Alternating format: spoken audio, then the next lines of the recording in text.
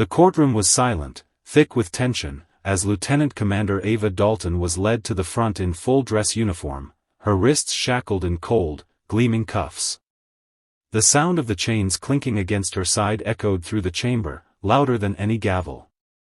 Decorated for valor, with sniper kills that saved entire platoons and missions deep in enemy territory, she had once been hailed as a hero. Now, she stood accused. Eyes followed her every step, some filled with disbelief, others with judgment. The prosecution claimed she had disobeyed a direct order during a critical mission. To the brass, that meant insubordination, a breach of military protocol. To Ava, it had been a choice between following an order or following her conscience. She chose the latter. And now she stood, a symbol of disgrace in the eyes of the institution she had devoted her life to. Ava kept her head high, but inside, the weight was unbearable. Her heart pounded against the silence. Where were her teammates now? The ones she'd bled for, protected? None of them dared speak out. Her lawyer whispered something about pleading down, but she didn't respond. She wasn't here to beg for mercy, she came to tell the truth, even if it cost her everything. Behind her stoic face was a storm of memory and quiet fury. She hadn't saved lives to end up like this. But still, if given the choice again, she'd make the same decision. Even in chains, Ava Dalton stood unbroken. Ava's gaze drifted as the prosecutor recited classified jargon. Her mind slipped back to the day that had brought her here, the mission that changed everything. She'd been perched on a rooftop in a war-torn village, her sniper scope trained on a target flagged as a high-value threat. The order was clear: take the shot. But through the cracked second-story window, Ava saw something that froze her finger on the trigger: 3 children. One was hugging a teddy bear. Another peeked out at the street with wide, terrified eyes. Her earpiece buzzed with growing urgency. Take the shot, Dalton. That's an order. But her instincts screamed louder. She broke formation, leaving her position and racing through the smoke and debris, bullets cracking around her. Her team followed, confused, covering her as she kicked open the door and led the children out, shielding them with her own body. In those chaotic minutes, she made a call, not of war, but of humanity. Later, intelligence confirmed the man inside hadn't been a threat after all.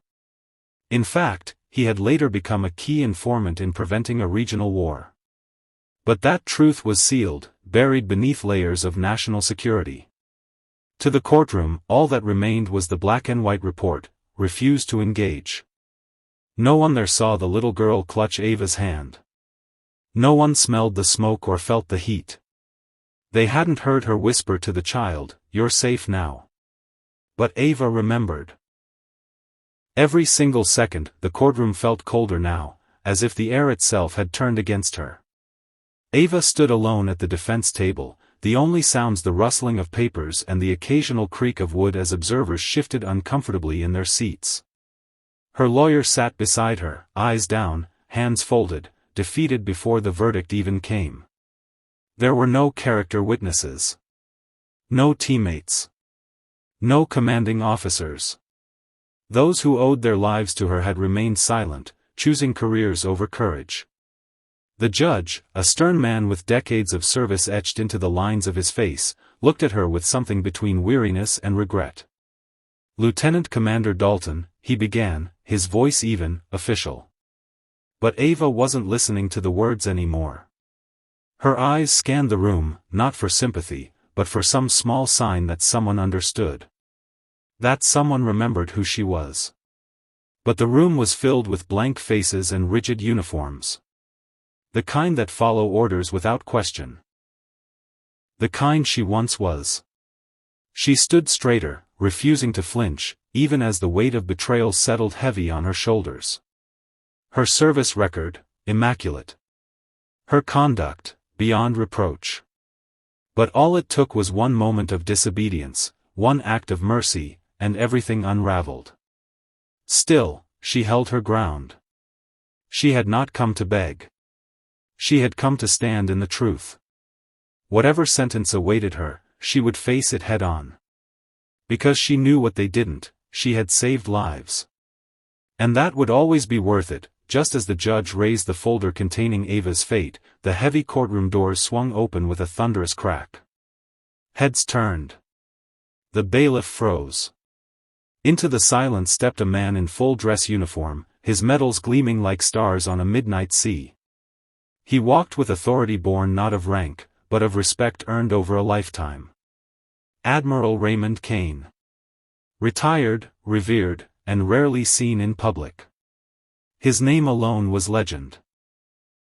Every person in the room stood instinctively, as if pulled by gravity. The judge blinked in surprise but nodded, allowing the Admiral to approach.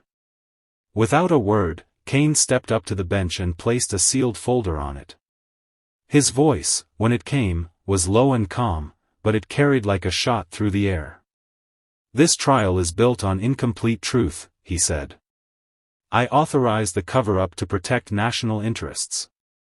But I won't stand by while a soldier is sacrificed for doing what we should all aspire to, choosing humanity over orders." Gasps filled the courtroom. The prosecutor tried to object, but Kane silenced him with a look forged in combat and command. Then he turned to Ava. "She didn't fail the mission," he continued. "She redefined it. That village stands because of her. So does the peace treaty that followed." Ava's breath caught. It was the first time anyone had said it out loud. Truth, finally spoken in the place where it mattered most.